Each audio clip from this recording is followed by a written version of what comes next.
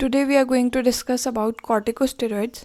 तो हमें पता है कॉर्टिकोस्टेरॉइड्स बहुत टाइप्स के होते हैं। उसमें जैसे टॉपिकल कॉर्टिकोस्टेरॉइड्स होते हैं, ओरल कॉर्टिकोस्टेरॉइड्स होते हैं, फिर आईवी हम उसको दे सकते हैं या आईएम दे सकते हैं, इंटरलीजनल भी दे सकते हैं जिसको ILSI बोलते हैं।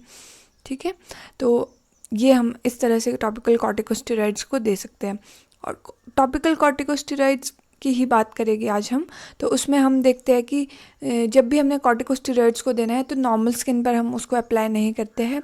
कोई इन्फ्लेम्ड स्किन हो या एक्जिमा एट्सेट्रा, वहाँ पे हम इसको देते हैं। तो लार्ज एरिया पे हमें उसको अवॉइड करना है। और टाइम का हमने क्या देखना है कि जो 2 वीक्स और 4 वीक्स का देखना है। 2 वीक्स और 4 वीक्स से ज़्यादा उसको अप्लाई नहीं करना है। तो 2 वीक्स रहता है हमारे पास जो हमारे पास ज़्यादा पोटेंसी वाले कॉर्टिकोस्टेरॉइड्स हैं, जैसे हाई पोटेंसी वाले कॉर्टिकोस्टेरॉइड्स वाले होते हैं हमारे पास, तो उनको हमने 2 वीक से ज़्यादा नहीं लगाना है, 2 वीक से ज़्यादा नहीं लगाना है।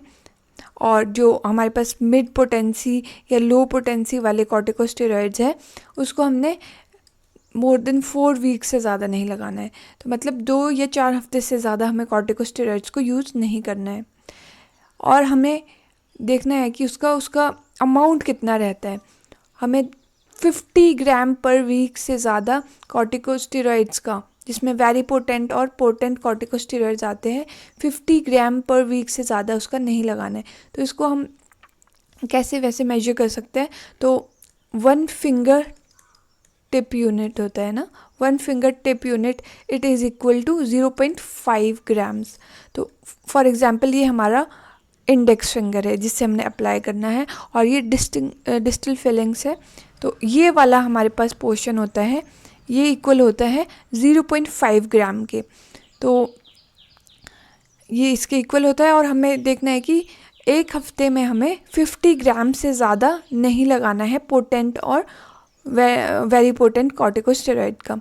प्रेगनेंसी में मैक्सिमम 300 ग्राम वेरी पोटेंट कॉर्टिकोस्टेरॉइड्स हम यूज़ कर सकते हैं इंटायर प्रेगनेंसी के ड्यूरेशन में। तो हमें ज़्यादा यूज़ नहीं करना है प्रेगनेंसी में भी। थिन लेयर हम अप्लाई करने के लिए बोल सकते हैं कम अमाउंट में, और 1 फिंगर टिप यूनिट। और अगर रीनल और हेपेटिक डिजीज़ है तो उसमें जो भी हम टॉपिकली कॉर्टिकोस्टेरॉइड्स अप्लाई करते हैं तो उसका एब्जॉर्प्शन होता है। तो उसमें मोर सिस्टमिक साइड इफ़ेक्ट्स हमें देखने को मिल सकते हैं रीनल और हेपेटिक डिजीज़ में। और अगर हम थोड़ा इसका हिस्ट्री की बात करें तो जो ट्राइएमसिनोलोन एसीटोनाइड था, ट्राइएमसिनोलोन एसीटोनाइड, जिसको हम वहाँ पर क्या किस नाम से आता है, कैनाकॉर्ड के नाम से आता है। ठीक है, तो ये फर्स्ट टॉपिकल स्टेरॉइड था जो हमने सोराइसिस में यूज़ किया था। ठीक है, तो triamcinolone acetonide is first corticosteroid which was used in psoriasis. तो 1st to 6th जनरेशन तक कॉर्टिकोस्टेरॉइड्स के होते हैं। और अगर हम इसका मैकेनिज़्म ऑफ एक्शन की बात करें, मोड ऑफ एक्शन की बात करें, तो ये हमारे पास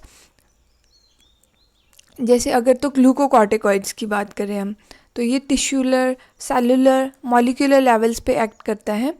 ठीक है, और हम यहाँ पे बात करते हैं कि जो हम टॉपिकल कॉर्टिकोस्टेरॉइड्स यूज़ करते हैं वो कैसे कैसे वर्क करता है। तो उसका सबसे पहले रहता है एंटी इन्फ्लेमेटरी वर्क। ठीक है, एंटी इन्फ्लेमेटरी इफ़ेक्ट रहेगा। तो भी कोई भी एक्जिमेटस स्किन है, सोराइसिस वाली स्किन है, जहाँ पे भी इन्फ्लेमेशन है वहाँ पर ये एक्ट करेगा। तो फिर ये कैसे एक्ट करेगा, एंटी इन्फ्लेमेटरी एक्ट कैसे रहेगा इसका, तो ये डिक्रीज़ करता है साइटोकाइंस को, कीमोकाइंस को, और नाइट्रिक ऑक्साइड सिंथेस को ये डिक्रीज़ करेगा। क्योंकि ये क्या होते हैं, इन्फ्लेमेटरी मीडिएटर होते हैं। अगर यही डिक्रीज़ हो जाएगी तो हमारे पास कैसा आएगा, एंटी इन्फ्लेमेटरी इफेक्ट इसका आएगा। दूसरा होता है हमारे पास वैसो कंस्ट्रिक्टिव इफेक्ट इसका।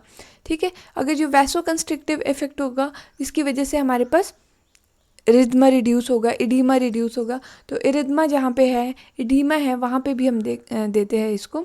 जैसे फॉर एग्जांपल कोई रोजेशिया का पेशेंट है, वो पेशेंट बहुत टाइम तक कॉर्टिकोस्टेरॉइड्स को लगा रहे होते हैं, जो भी टॉपिकल कॉर्टिकोस्टेरॉइड्स है। फॉर एग्जांपल मिसयूज़ बहुत करते हैं कॉर्टिकोस्टेरॉइड्स का। जैसे एक बेटनोवेट है, तो बेटनोवेट क्रीम का लोग बहुत यूज़ करते हैं, सालों सालों तक यूज़ कर रहे होते हैं। उसकी वजह से इनको स्टेरॉयड इंड्यूस्ड रोजेशिया या स्टेरॉयड इंड्यूस्ड डर्माटाइटिस ये सब कुछ हो सकता है। अब ये रिड्यूस कैसे कर सकता है इरिथमा को? वैसो कंस्ट्रिक्शन होती है, ठीक है। तो जो वेसल है इसको ये कंस्ट्रिक्ट करेगा, और अगर कंस्ट्रिक्ट करेगा तो वहाँ पे ब्लड फ्लो कम रहेगा, उसकी वजह से वहाँ पे एरिथमा भी कम होगा, एडिमा भी कम होगा। तो ये इसका रहता है वैसो कंस्ट्रिक्टिव इफेक्ट। तो हम इसको कम ड्यूरेशन तक अगर यूज़ करें, अगर हम इसको ठीक से यूज़ करें तो ये अच्छा इफ़ेक्ट देगा, बट अगर हम इसका मिस यूज़ करें तो ये ज़्यादा साइड इफ़ेक्ट्स कॉज करेगा। फिर हमारे पास इम्यूनोसप्रेसिव इफ़ेक्ट्स रहते हैं इसके। तो इम्यूनोसप्रेसिव इफ़ेक्ट कैसे रहेगा इसका? ये इनहिबिट करेगा ल्यूकोसाइट माइग्रेशन की to the site of inflammation. तो अगर ल्यूकोसाइट की जो ट्रांसफ़र है या माइग्रेशन है उसको इनहिबिट कर रहा है, तो ये इंटरफेयर करेगा प्रोलिफरेशन के साथ, डिफरेंशिएशन के साथ और मैच्योरेशन के साथ, ठीक है। और ये चीज़ें ज़रूरी होती है, प्रोलिफरेशन, डिफरेंशिएशन और मैच्योरेशन इम्यून रिस्पॉन्स के लिए। तो इसी वजह से ये इसमें भी ये इंटरफेयर करता है, इम्यूनोसप्रेसिव इसका इफ़ेक्ट रहता है। तो इसी वजह से हम इसको किस में दे सकते हैं? इम्यूनोसप्रेसिव इफ़ेक्ट होने की वजह से हम इसको जो ऑटो इम्यून डिजीज़ है उसमें दे सकते हैं। तो उसमें क्या आता है हमारे पास एग्जाम्पल, हमारे पास एलोपेशिया एरियाटा। तो एलोपेशिया एरियाटा में भी हम उसको दे सकते हैं टॉपिकल कॉर्टिकोस्टेरॉइड्स को, ठीक है। उसमें तो हम इंजेक्शन भी लगाते हैं, ILSI ट्राइएमसोलोन एसीटोनाइड का इंजेक्शन हम उसमें लगाते हैं, ठीक है। और नेक्स्ट हम देखते हैं इसका एंटी प्रोलिफरेटिव इफ़ेक्ट भी रहता है इसका। एंटी प्रोलिफरेटिव इफ़ेक्ट क्यों रहता है इसका? क्योंकि ये इनहिबिट करता है ट्रांसक्रिप्शन को और इफ़ेक्ट करता है सेवरल साइटोकाइंस को, ठीक है। तो इसकी वजह से ये ग्रोथ नहीं हो पाएगी, वहाँ पे प्रोलिफरेशन नहीं हो पाएगी। फॉर एग्जांपल इन सोराइसिस, ठीक है। तो वहाँ पे प्रोलिफरेशन को ये प्रिवेंट करेगा, जैसे वहाँ पे cell turn over time increase हो जाता है, वहाँ पे स्किन जल्दी बनती है, मतलब 4 to 10 डेज़ में ही बन जाएगी इंस्टेड ऑफ 48 डेज़ या 72 डेज़, 48 to 72 डेज़, मतलब जल्दी बन जाएगी। तो ये प्रोलिफरेशन को प्रिवेंट करता है, अब जल्दी स्किन नहीं बनेगी, ठीक है। और क्या रहता है इसका? Apoptotic and anti apoptotic effects भी इसके रहते हैं। एपोप्टोसिस में ये lymphocytes, mast cells, eosinophils, monocytes और मैक्रोफेजेस, इनकी एपोप्टोसिस मींस नेचुरल ये जो सेल डेथ होती है, ठीक है, सेल डेथ। और डिक्रीज़ करेगा एपोप्टोसिस किसकी? न्यूट्रोफिल्स की और इरिथ्रोसाइट्स की, ठीक है। इसीलिए इसका कैसा रहता है? Apoptotic and anti apoptotic effect भी इसका रहता है। फिर इसका एंटी प्यूरेटिक इफेक्ट भी रहता है, ठीक है। तो बहुत इचिंग रहती है तो पेशेंट इसका यूज़ कर लेते हैं, मिस यूज़ कर लेते हैं। फॉर एग्जांपल टीनिया के पेशेंट्स में बहुत लोग स्टेरॉइड्स का यूज़ करते हैं इचिंग को रिलीव करने के लिए, बट थोड़े टाइम के लिए तो वो उसका इचिंग रिलीव कर लेगा, बट लॉन्ग टर्म में वो उसके लिए हार्मफुल रहेगा, क्योंकि स्टेरॉइड्स क्या करेंगे? वहाँ पे इम्यूनोसप्रेशन कर देंगे उस एरिया में, ठीक है। तो वो जो वहाँ पे फंगल स्पोर्स है उसको नहीं फाइट कर पाएगा, कुछ टाइम के लिए सप्रेस करेगा, और फिर जब उसका रिलैप्स होगा तो वो बहुत ही ज़्यादा वर्स होगा, ठीक है। तो ये एलिवेट करता है प्रोराइटिस का, और साइंस ऑफ एक्जिमा को भी ये रिलीव करता है।